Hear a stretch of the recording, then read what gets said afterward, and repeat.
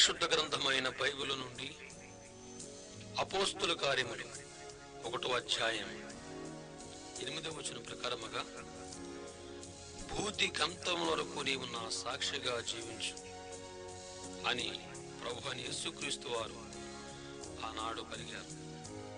ఆ మాట ప్రకారముగా ఈనాడు ఎంతో మంది భూలోకములో యేసుక్రీస్తు వారు చేసిన అద్భుతాలు, లెక్కలేని మహా అద్భుతమైన కార్యాలు ఎందరికో జరిగించాడు యేసు ప్రభు వారు. సోదరీ సోదరులారా, జాతి కుల మత భేదము లేకుండా మీ అందరికీ నా హృదయపూర్వకమైన వందనాలు చెల్లించుకుంటున్నాను. ఈ క్యాసెట్ ద్వారా మీ అందరినీ కలిసి నా సాక్ష్యమును చెప్పుకునే భాగ్యం ఆ కరుణామయుడు నాకు ఇచ్చినందుకు రక్షకుడైన యేసుక్రీస్తుకి వందనాలు, స్తుతులు, స్తోత్రాలు కలుగునుగాక. సోదరి సోదరులారా, ఈ సాక్ష్యమును మీ ఆత్మీయమైన జీవితాలకు సంతోషాన్ని, ఉజ్జీవాన్ని కలిగిస్తుందని ఆశిస్తూ నా సాక్ష్యాన్ని ప్రారంభిస్తున్నాను. క్యాసెట్ గనుక కొన్ని క్లుప్తమైన మాటలు మాత్రమే చెప్తున్నాను, దయచేసి వినండి. ఆంధ్ర రాష్ట్రంలో అనేక జిల్లాల్లో ఒక జిల్లా ఖమ్మం జిల్లా. ఖమ్మం జిల్లాలో భద్రాచలం అనే ప్రాంతం. ఆ భద్రాచలంలో దాదాపుగా కొన్ని వేల మంది, ఎన్నో లక్షలాది మంది అడవి జాతులు నివసిస్తుంటారు. ఆ అడవి జాతుల్లో మాదొక రకమైన జాతి ఓయిదోర్ల జాతి. మా పూర్వీకులందరూ పుట్టిన కాడి నుంచి వారికి చదువు చెప్పేవారు లేరు, చదువుకున్న వారు లేరు. వీరందరికీ మంత్రాలు, తంత్రాలు, కనిగట్లు, చేతపళ్ళు, కాశ్మూర, క్షుద్ర శక్తుల మీదకుగా ఆధారపడి జీవిస్తూ ఉండేవారు.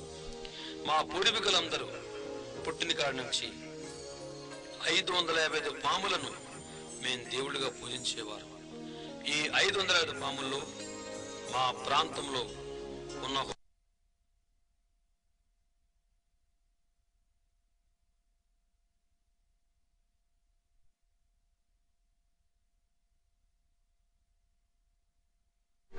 దాని తల నుంచి తోకొరకు 7 రంగుల వర్ణాలు కలిగి, దాని తల నుంచి తోకొరకు 17 అడుగులు పొడవు కలిగి, ఈ పాము మా అడవి ప్రాంతాల్లో చెట్ల మీద గాని ఇసుక పరలో గాని నివాసం ఏర్పాటు చేసుకొని 5 రోజులు నిద్రపోయి 6వ రోజున ఈ పాము ఆహారం కోసమని బయటకు వచ్చేస్తున్నాం. ఈ పాము ప్రాగుతుండగాని దానిలో నుండి వస్తున్నటువంటి ఒక వాసన, సువాసన లాంటిది బయటకు వస్తున్నప్పుడు అనేక జంతువులు, మనుషులు ఆ వాసనకు ఆకర్షితులైపోయి, ఆ స్మెల్కు ఆకర్షితులైపోయి ఏమిటి సువాసన చూస్తుంది గాని ఈ పాము సరాసరి వచ్చి తనకిష్టమైన జంతువుని గాని మనిషిని గాని చూడగాని అమాంతంగా 17 అడుగుల పక్షులకు ఎగిరిపోయి మనిషి మీద పడిపోయి రెప్పపాడులో మనిషిని చుట్టువేసి అతి భయంకరముగా మనిషిని చుట్టువేస్తూ దాని యొక్క తల నుంచి, దాని యొక్క తల చాలా సన్నగా అయిపోయి దాని యొక్క నాలుకలో నుండి చిత్రంగా ఒక సూదులంటారని కత్తి బయటకు వచ్చి మనిషి కడుపులో పొడిసి పాము తల మాత్రమే మనిషి కడుపులోకి వెళ్ళిపోయి మనిషి రక్తానంతా పీల్చివేసి ఒట్టి కట్టును మాత్రమే వదలగల శక్తి పాముకుంది. ఈ పామునే మా జాతి వారు, మా కోయ జాతి వారు కొక్కోకుడున్న ఊరు మధ్యలో పామును ఒక చెట్టం తెత్తుగా మట్టితో తయారు చేసి దానికి పంచమ దేవతని పేరు పెట్టి ప్రతిరోజు ఒక జంతువును చంపి ఆ జంతు రక్తాన్ని దానికి ప్రోక్షించి ప్రతి సంవత్సరము 7 సంవత్సరాల ఆడపిల్లను 7 సంవత్సరాల మగపిల్లవాడిని అతి దారుణంగా దానికి బలి చేస్తారు. ఆ జాతుల నుంచి యేసుక్రీస్తు వారి మమ్మల్ని రక్షించారు. దేవుని బిడ్డలారా, యేసుక్రీస్తు వారు అపోస్తుల కార్యములు 10వ అధ్యాయం 36 వచనం ప్రకారముగా యేసుక్రీస్తు అందరికీ ప్రభు అయినట్లుగా ఎక్కడో అడవుల్లో కొండలు పుట్టినటువంటి ఇలాంటి జాతికి, మా జాతులు కూడా ఆయన దేవుడై ఉన్నాడు. ముఖ్యంగా నా యొక్క తల్లిదండ్రులు ఆ ప్రాంతంలోనే, నా తల్లిదండ్రులకు 2 ఆడపిల్లలు 2 మగపిల్లలు కలిగి ఆ అడవిలో జీవిస్తుండగా, మా ప్రాంతం అంతా చాలా భయంకరమైన ప్రాంతం. ఆ అడవి ప్రాంతం అంతా చాలా ఘోరంగా అనేక దుష్టులు, దుర్మార్గులు, రౌడీల ద్వారా ఆ ప్రాంతము అలాగ ఉంటుండేది. అనేక భయంకర జంతువుల ద్వారా, అనేక దురాత్మల శక్తుల ద్వారా ఆ అడవంతా వ్యాపించి ఉండేది. అయితే మా నాన్నగారు ఒక భయంకరమైన మాంత్రికుడు. మా తండ్రి గారు ఆ మాంత్రిక విద్యలో ఆరితేలి నడుస్తూ ఉండేవాడు. నా తల్లికి ఏమాత్రం కూడా మరి అలాంటి విషయాలు నా తల్లికి ఇష్టం ఉండేది కాదు కానీ నా తండ్రి మాత్రం ఖచ్చితంగా ఆ పనులు చేస్తూ ఉండేవాడు.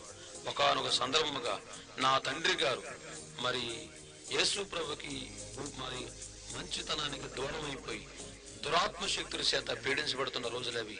ఆనాడు కొంతమంది దొంగల మాటలు, దుర్మార్గులు, రౌడీలు, గూండాల మాటలు నా తండ్రిని నమ్మి 70 మందికి పైగా పోయి వాళ్ళని తీసుకొని బయలుదేరి భద్రాచలం అడవిలోంచి బయలుదేరి గుంటూరు జిల్లా మాచర్ల అడవికొండల ప్రాంతానికి వెళ్ళిపోయి అక్కడ దొంగతనాలు నేర్చుకొని ఆ దొంగతనాల ద్వారా నా తండ్రి ముందుకు సాగాలని ఆశపడుతూ ఉండేవాడు. అలా దొంగతనం చేస్తున్నప్పుడు ఒక దొంగతనంలో ప్రభుత్వం వారు కాల్పులు జరపగా ఆ కాల్పుల్లో కొందరు దొంగలు భయంకరంగా చనిపోయారు. ఆ మిగతా వారు భయపడి పారిపోయారు. ఆ పారిపోయిన గుంపులో నా తల్లిదండ్రులు కూడా ఉన్నారు. అక్కడి నుంచి వారు బయలుదేరి కృష్ణా జిల్లా మచిలీపట్నం బందర గుడివాడ వద్ద చంద్రకాలు గట్టమటి పాములు వారిని కులస్తులు చిన్న చిన్న పాగలేసుకుని వారు జీవిస్తూ ఉండేవారు. మా కోయి వాళ్ళు వారి మధ్యకు వచ్చి మేము పాముల వారు అంటే ప్రభుత్వం వారు చంపేస్తారని భయపడిపోయి పాముల వారిని కొలమార్పిడి చేసుకుని వారితో జీవించడం ప్రారంభించారు. నా తండ్రి సుదూర ప్రాంతానికి వెళ్ళి దొంగతనాలు చేస్తుండగా ఒక దొంగతనములో నా తండ్రి పట్టుబడి రాజమండ్రి చెంటజలు వెళ్ళిపోయాడు. అప్పుడు నా తల్లి ఈ 4 పసిబిడ్డల్ని ఎలాగ పోషించాలో అర్థం కాక నా తల్లి గుడివాడ రైల్వే స్టేషన్ పక్కమటి ఒక యేసు ప్రభు దేవాలయంలో పని మనిషిగా చేరింది. పాస్టమ్మ గారు ఇంకా కొన్ని గృహాలు చూపించగా నా తల్లి ఇంటింటికి వెళ్ళి పాస్ పని చేసుకుని ఆ వచ్చిన డబ్బులు తిని ఈ బిడ్డలను పోషిస్తూ ఉండేది. అప్పటికే నా తల్లిదండ్రులకు 2 ఆడపిల్లలు 2 మగపిల్లలు కనుక ఈ పసిబిడ్డలకు నా తల్లి వాళ్ళని ఎలా పోషించాలో తెలియక ఇలా పనిచేస్తూ జీవిస్తూ ఉండేది. ఒకరోజు నేను 4 పిల్లలకు అతి భయంకరమైన జబ్బు వచ్చి చచ్చిపోయే పరిస్థితిలో ఉన్నారు. ఆ టైంలో నా తల్లి వీరి గురించి ఏం చేయాలో అర్థం కాని పరిస్థితిలో ఉండగా అనేక దాటలను సంప్రదించింది, అనేక మంత్రాలు చేసింది. అయినప్పటికీ వీరికి ఏ మాత్రం ఆ రోగం తగ్గకపోగా ఇంకా ఎక్కువై కొనవపురుతూ ఉన్నారు. నా తల్లి చాలా దుఃఖపడుతూ, నా తల్లి కన్నీరు కారుస్తూ ఈ బిడ్డల్ని ఎవరు కాపాడతారని నా తల్లి చాలా భయంకరంగా ఏడుస్తుంది. నా తల్లి దుఃఖం, నా తల్లి వేదని లోకంలో ఎవరు అర్థం చేసుకోలేకపోయారు. అయితే యేసుక్రీస్తు అర్థం చేసుకున్నాడు. మేము యేసు ప్రభువుని ఎరగకపోయినా ఆ యేసయ్య మరి నా తల్లిని గుర్తించుకున్నాడు అనుకుంటా. ఒక రోజున పాస్టమ్మ గారు మా ఇంటికి చూడటానికి వచ్చారు.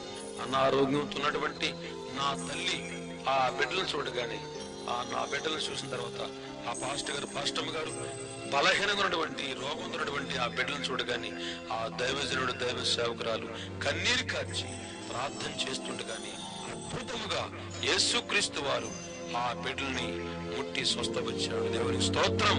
నా తల్లి ఆశ్చర్యపోయి యేసుక్రీస్తులు ఎంత శక్తి ఉందా, యేసుక్రీస్తులు ఎంత గొప్ప శక్తి ఉందా. అయితే నిజమైన దేవుడు యేసుక్రీస్తుని నా తల్లి యేసుని నమ్మి మారుమనసు పొంది బాప్తిసం పొంది రక్షణ పొంది పరిశుద్ధాత్మ శక్తిని పొంది యేసుక్రీస్తులు నా తల్లి ఎంతో ఆనందం సంతోషముతో నా తల్లి జీవించడం ప్రారంభించింది. సోదరులారా, ఈ రీతిగా నా తల్లి ప్రభు నమ్ముకున్నందుకు మా కులస్తులందరూ చూశారు. ఎలాగంటే నేను చంపాలని పరాయ మతాన్ని నమ్ముకున్నావు గనుక నిన్ను చంపేస్తాను నా తల్లిని భయపెట్టారు. నా తల్లి మాత్రం నా భర్త జైలుకి వెళ్ళాడు, మాకు తింటాకి తిండినప్పుడు యేసయ్య అన్నం పెట్టాడు, రోగాలతో ఉన్నప్పుడు యేసయ్య ఆదుకున్నాడు కాబట్టి నేను ప్రభువుని నమ్ముకున్నాను, మీరు ఏమని చేసుకోమని నా తల్లి మా జాతిని ఎదిరించింది. ఒకనాడు నా తండ్రి రాజమండ్రి జైలు నుంచి విడుదల ఇంటికి వచ్చేసాడు. మా కులాస్తులందరూ కలిసి నా తల్లి మీద లేనిపోని అబద్ధాలు దొంగమాటలు చెప్పగా నా తండ్రి కురుడై కసాయుడైపోయి నా తల్లిని మా కులస్తులందరూ కలిసి అతి భయంకరంగా హింసించడం ప్రారంభించారు. నా తల్లి మాత్రం యేసయ్యా అని నా తల్లి మాత్రం ప్రభుని మాత్రం ఆరాధిస్తూ ఉండేది, ధ్యానం చేస్తూ ఉండేది. నా తల్లిని చాలా భయంకరంగా చిత్రం చెప్పి నా తల్లి యొక్క చేతులు కాళ్ళ గోలు తీసి ఆ గోలను పంటించి సువలు కాల్సి వాతలు పెట్టి ఎన్నో భయంకరమైన బాధలు పెట్టారు. నా తల్లి మాత్రం యేసయ్యని మాత్రం మర్చిపోలేదు.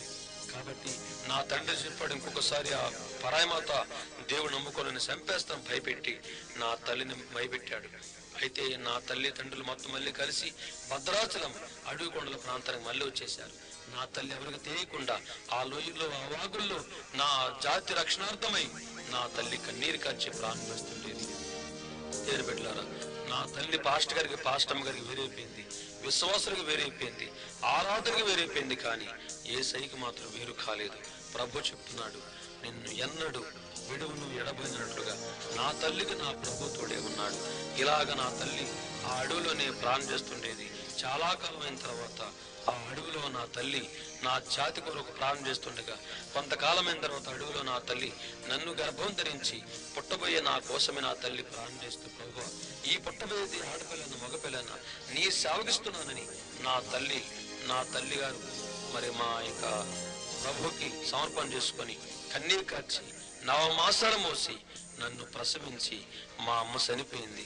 నా తల్లి చనిపోయిన వెంటనే నా తండ్రి మా బంధువులు అందరూ వచ్చి మరి ఆ పసిగుట్టు గుండగా నన్ను తీసుకెళ్లిపోయి మా పంచమ దేవతలు పెట్టి మా ప్రాంతంలో భయంకరమైన వనమూలికలు నల్లేశ్వర, తల్లీశ్వర, భూమీశ్వర, మణికంఠమని ఈ 4 వనమూలికలను పసరగా చేసి ఆ పసర ముందుగా నా తండ్రి నాకు త్రాగించాడు.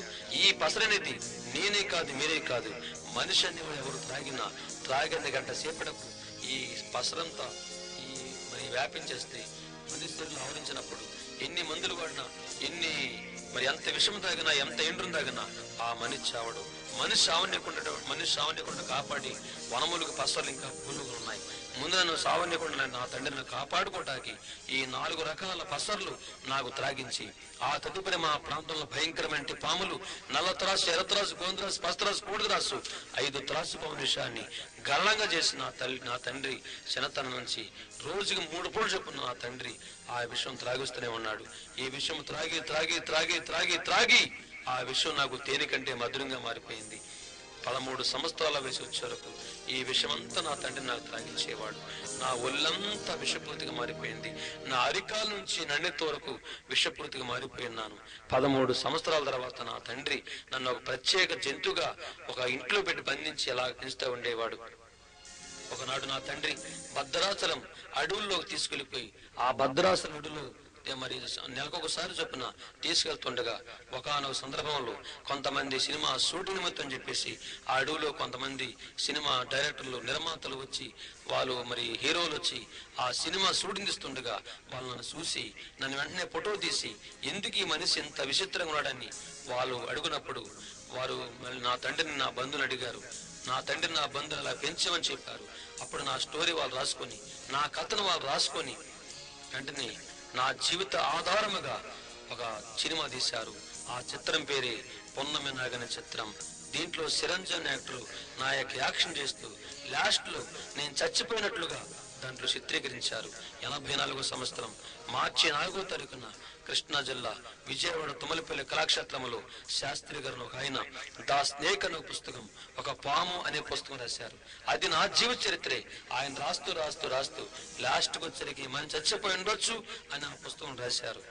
సినిమాలు నన్ను చంపేశారు, పుస్తకాల్లో నన్ను చంపేశారు, కానీ యేసయ్య ఆయన మహిమార్థమై ఈ యుగములో ఆయన సాక్షిగా, ఆయన బలమైన సాక్షిగా జీవించడానికి నా ప్రభు నాకెంతో చూపాడు. ఆయనకి మహిమ, ఘనత, ప్రభావాలు కలుగుగాక. సోదరి సోదరులారా, మరి అప్పటి నుంచి నాకున్నటువంటి భయంకరమైన పరిసరాలు ఘోరంగా ఉండేది. నేను విషము నా శరీరం అంతా అతి భయంకరంగా ఉండేది. నేను విషము త్రాగిన బ్రతుకుంటానికి 3 కారణాలు ఉన్నాయి. మొదటి కారణం ఏ దేవుడి ఆయన తెలుసు ఏ యుగంలో ఎవరిని ఎట్టా పట్టుకొని మార్చుకొని మరి చచ్చిపోయిన బతికించుకొని ఆయన సాక్షిగా వాడుకోవాలో ఆయనకు తెలుసు. కాబట్టి ముందుగా దేవుడిని మార్చుకున్నాడు, నన్ను తన కాపాడుకున్నాడు, బతికించుకున్నాడు. రెండోది నా తల్లి ప్రార్థన. మూడోది ఈ లోకరీతిగా 4 వనమూలికలు. ఈ రీతిగా నేను 18 సంవత్సరాలు ఈ విషయంతో ఉన్నప్పుడు బతికున్నాను. అయితే నాకు విషం పోయడానికి 3 కారణాలు ఉన్నాయి. మా జాతి మీద కొంతమంది దుర్మార్గులు అమాయకుడు మా ఆడపడుచుల మీద చాలా అత్యాచారాలు ఆనాడు చేస్తూ ఉండేవారు. కాబట్టి వాళ్ళందరూ ఎదుర్కోవటానికి నన్ను విషంతో పెంచారు. రెండవదిగా పాము గరిసిన, తేలి గరిసిన నన్ను నేను సావకుండా కాపాడుకోవటానికి నన్ను విషంతో పెంచారు. మూడవదిగా రాజకీయ నాయకులు, రౌడీలు, గూండాలు వీరందరూ నా తండ్రి చేతులు కలిపి దొంగతనాలకు ఉపయోగించుకోవటానికి నన్ను విషయంతో పెంచారు. నేను బతకడానికి కారణము చెప్పాను. అయితే ఆనాడు 13 సంవత్సరాల వయసులో నన్ను నా కులస్తులందరికీ నా తండ్రి మరి రాజకీయ నాయకులు కొంతమంది ప్రముఖ పట్టణాలకి ప్రముఖ మరి ప్రదేశాలకు తీసుకెళ్లిపోయి నన్ను దొంగతనం చేస్తూ ఉండేవారు. వారు నేను అద్దెగా ఉండేవాడిని, వాళ్ళు వెళ్ళి దొంగతనం చేసుకొస్తూ ఉండేవారు. ఎంతో డబ్బు బంగారం సంపాదించేవారు. 13 సంవత్సరాల నుంచి 18 సంవత్సరాల నాకు వయసు వచ్చే వరకు, అనగా 5 సంవత్సరాల గ్యాప్లో నన్ను విషయంగా పెంచి నన్ను అడ్డుపెట్టుగా ఎంతో డబ్బు బంగారం సంపాదించి వాళ్ళ ఇష్టాంతరంగా జీవిస్తూ ఉండేవారు. 18 సంవత్సరాల తర్వాత నేను చనిపోతున్నటువంటి పరిస్థితి వచ్చేసింది. 18 సంవత్సరాలుగాని నల్లిస్ర, తల్లిస్ర, భూమిస్ర, మణికట్టమని ఈ వనముల శక్తి నాలో తగ్గిపోవడం ప్రారంభించింది. ఎప్పుడైతే ఆ శక్తి తగ్గిపోతుందో ఈ విషయం అనేది నా గుండెకి పట్టేసింది. ఎప్పుడైతే ఈ విషయం నా గుండెకి పట్టిందో ఈ విషయాన్ని ఎవరు కాపాడుతారు అర్థం కాక ఇక నాకు భయంకరమైన జబ్బు వచ్చింది, భయంకర బాధ వచ్చింది. ఇక చచ్చిపోయే పరిస్థితి వచ్చింది. నా తండ్రి కాలం నడుస్తున్నాను. నా నరాలు ఎవరు గట్టిగా నిలిపేసినంత బాధ, నా యొక్క భయంకర నా శరీరం అంతా చాలా ఘోరాతి ఘోరని బాధపడుతున్నాను. ఆ బాధ తట్టుకోలేక నా తండ్రి కాళ్ళను పడి, తండ్రి నన్ను బ్రతికించు లేదా చంపేసేయి, అంతేగాని ఈ బాధ తట్టుకోలేకపోతున్నానని నా తండ్రికి చెప్పగా, నా తండ్రి నా కన్న కొడుకుని ఎలాగంటే బతికించుకోవాలి, ఇక చచ్చిపోయే పరిస్థితి అనుకున్నాడేమో. వెంటనే కొన్ని వనములకుల పసర్లు, విషం విరిగిపోయే పసలు తీసుకొచ్చాడు అడవుల నుంచి. ఆ పసరు తాగితే బతుకుతాడని. అప్పటికే విషం బాగా ముదిరిపోవడం వలన వాటి వల్ల ఏం ప్రయోజనం లేకుండా పోయింది. మళ్ళీ నా తండ్రి ఆలోచించుకొని కొంతమంది మరి దేవతలకు అనగా మరి మంత్రాలు చదివాడు నా విషం తీయమని. మంత్రాలకు చింతకాలు రాలేదు, ఇంకా రోగం ఎక్కువైపోయింది. మంత్రాలకు, వనమూలికలకు నా రోగం తగ్గదని నా తండ్రి గుర్తించి ఆంధ్ర రాష్ట్రంలో ఉన్నటువంటి ప్రముఖ హాస్పిటల్కు నా తండ్రి తీసుకెళ్ళడం ప్రారంభించాడు. ఎలాగ నా కొడుకుని బతికించండి అని ఎంతో డబ్బు ఖర్చు పెట్టి నా తండ్రి ఆంధ్రలోని ప్రతి హాస్పిటల్కు, నా ప్రముఖ హాస్పిటల్కు నా తండ్రి తీసుకెళ్తుండేవాడు. ఏ హాస్పిటల్కి వెళ్ళినా, ఏ ప్రాంతానికి వెళ్ళినా, ఎంత పెద్ద డాక్టర్ గారైనా నన్ను చూసిన మరుక్షణమే చచ్చిపోతాడు, బతడనే స్టేట్మెంట్ చేస్తూ ఉండేవారు. ఒకనాడు నా తండ్రి హైదరాబాద్ ఉస్మానియా హాస్పిటల్ తీసుకెళ్ళక అక్కడ ప్రముఖ డాక్టర్లు 15 మంది 2 గంటల సేపు నన్ను పరీక్ష చేసి ఈ మనిషి ఇంకా 15 రోజుల కంటే ఎక్కువ బతకడని ఒక స్టేట్మెంట్ చేసి రిపోర్ట్ రాశారు. అప్పుడు నాకు చాలా భయం వేసింది. నేను చచ్చిపోతాను, నేను బ్రతకను. ఆనాడు నేను దొంగతనం చేస్తున్నప్పుడు, నన్ను అడ్డుపడి చేస్తున్నప్పుడు నేను ఎవరిని గెలినా కలిసినా జనం చనిపోతుండేవారు. జంతువులే కాదు, జనమే కాదు, పక్షులే కాదు, నేను ఏమి పట్టుకున్నా అవి చనిపోతుండే. కానీ ఈనాడు నేను చచ్చిపోయే పరిస్థితి వచ్చింది కనుక నేను ఎవరు కాపాడతారని నాకు బాధ వేసింది. చిన్న వయసులో ఏదో తెలుసు తెలియగల చేశాను. ఇప్పుడు నేను ఎవరు కాపాడతారని నేను చాలా దుఃఖపడుతూ వేదన పడుతుండగా అలాంటి సమయంలో ఒక దైవ సేవకుడు, ఒక యేసు ప్రభు నమ్మకుడు దేవుని బిడ్డ నా దగ్గరకు వచ్చి, అయ్యా నువ్వు ఎంతో మంది హాస్పిటల్కి వెళ్ళావు, ఎక్కడెక్కడో తిరిగావు, ఇప్పటికే ఎంతో డబ్బు ఖర్చు పెట్టావు, 3,50,000 పైగా ఖర్చు పెట్టావు, నీ రోగం ఎక్కడ తగ్గలేదు కాబట్టి నేను ఒక ఆయన గురించి చెప్తానయ్యా, ఆయన దగ్గరికి వెళ్ళు, ఎలాంటి వాళ్ళనైనా బాగుపడుతున్నారని నాకు చెప్పారు. వినుడు ద్వారా విశ్వాసం కలుగుతుంది కనుక నేను వెంటనే విన్నాను. ఆయన ఎవరో చెప్పమన్నాను. ఆయన పేరు. ఆయన దగ్గరికి వెళ్ళావంటే ముందు ఆయన కానీ నేను బతుకుతావు, చచ్చిపోతావు అని ఒక మాట అన్నాడా? ప్రపంచంలో నేను ఎవడు బతికించలేడు. బతుకుతావు అని ఒక మాట అన్నాడా? ప్రపంచంలో నిన్ను సంపదం ఎవరికి లేదని చెప్పాడు. ఆయన ఎవరో చెప్పమన్నాను. ఆయన పేరు నజరేయుడైన జీవం కలిగిన యేసుక్రీస్తు ప్రభువారని ఆ మాట చెప్పాను. అదే నేను తొలిసారిగా ఆ యేసయ్య మాట వింటాం, అదే తొలిసారిగా ఆ ప్రభు గురించి వింటాం. వినడం ద్వారా, విశ్వాసం కలగడం ద్వారా నేను వెంటనే విన్నాను.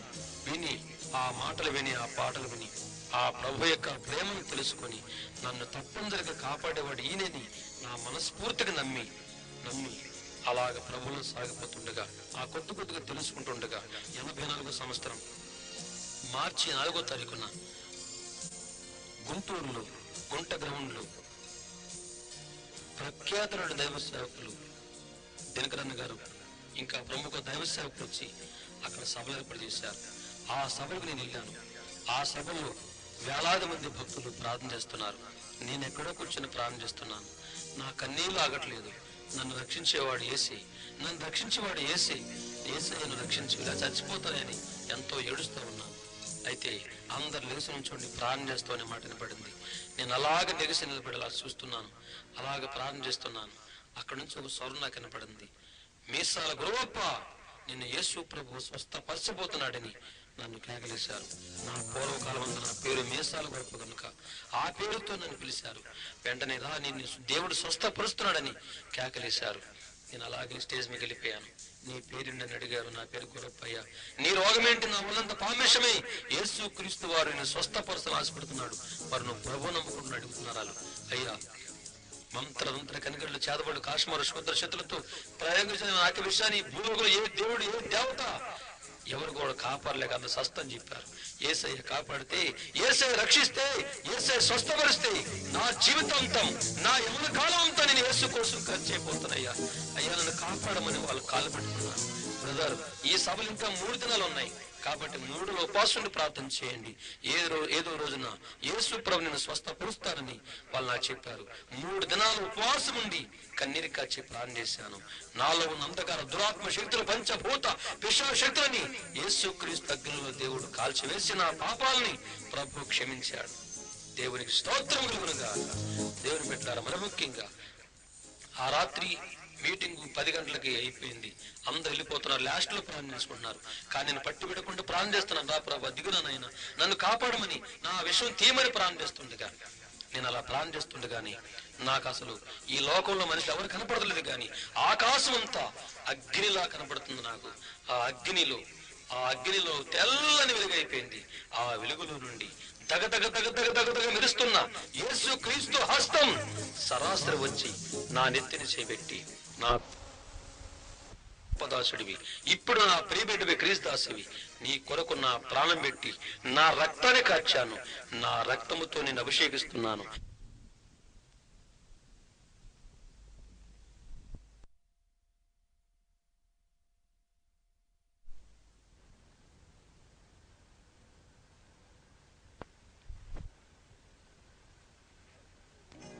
పరిశుద్ధుడైనటువంటి యేసుక్రీస్తు రక్తం నాలోకి రాగానే నా విషమంతా అలా గిరిగిపోతున్నట్లుగా నాకు అనిపించింది. నేను వాంతి రూపముగా కక్కివేస్తున్నాను. అది ప్రభు గ్రహించి ఆయన దయగలస్తముతో, ప్రేమగలస్తముతో, కృపగలస్తముతో, గాయపడస్తముతో యేసు క్రీస్తు యొక్క అద్భుత యొక్క శక్తి నాలో ప్రవేశించి ఆ గాయపడిన యేసుక్రీస్తు యొక్క హస్తం నుంచి పంపుదారులాగా యేసు రక్తం అలాగొస్తుంది. 4 నిమిషం వేడిగిపోతుంది. దేవునికి స్తుతి స్తోత్రము కలుగును గాక. దేవుని బిడ్డలారా, ఉదయమైన తర్వాత 3 దాడులు పరీక్షించారు. ఒక్క విషం పొట్లదని నాకు మరో రిపోర్ట్ రాశారు. విషముంది 7 సస్తాడని రిపోర్ట్లు ఉన్నాయి. యేసయ్య ముట్టిన తర్వాత ఒక్క విషం పొట్లదని మరో రిపోర్ట్ రాశారు. దేవునికి స్తోత్రం, మహిమ కలుగును గాక. దేవుని బిడ్డలారా గమనించండి. ఉదయమైన తర్వాత మళ్ళీ పరీక్ష చేయడం అని చెప్పేసి కొంతమంది వచ్చి పరీక్ష చేశారు. ఒక్కొక్కరిని, పిల్లిని, కోడిని తీసుకొచ్చారు. ఒక్కొక్కరిని గట్టి కరిసేమన్నారు, పిల్లిని గిల్లేమన్నారు, కోడికి కింద ఆహారం పెట్టారు. ఆయన అవన్నీ బతికే ఉన్నాయి. ఆయన బతికంతా సంతోషపడి ఈయన నిజంగా దేవుడే స్వస్థపరిచాడని డాక్టర్లు సైతం సాక్ష్యం ఇచ్చారు. నేను ఎంతో సంతోషపడిపోయాను. ప్రభువా, నాకు ఎంత మేలు చేసావయ్యా, ఏమిచ్చి నీ రుణం తెచ్చుకోగలను. ఇక నా జీవితము నీ చేతిలో కడతీరిపోవాలయ్యా. నా బ్రతికంతా నీ చేతిలో కడతీరిపోవాలి. చావైన బ్రతికానికి నీ కొరకు జీవిస్తానని నేను మనం చేసుకుని మొక్కుబడి చేసుకుని అక్కడి నుంచి తిరిగి నేను ఇంటికి వచ్చాను.